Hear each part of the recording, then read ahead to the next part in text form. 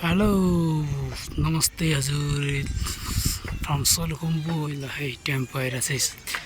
थियो ल आजको मौसम चाहिँ सोलुखुम्बुमा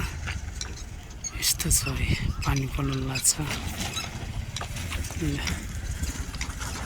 सोलुखुम्बु फाप्लुको पुङ डाँडाबाट खिचिएको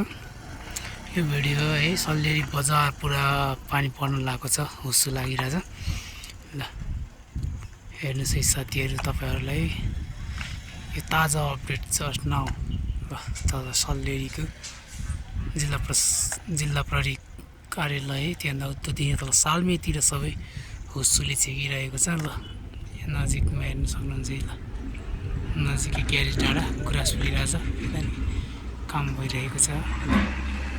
सबै बादल लागिरहेको छ है यो ग्यारेज अपलोडतिर गइरहेको यस्तै छ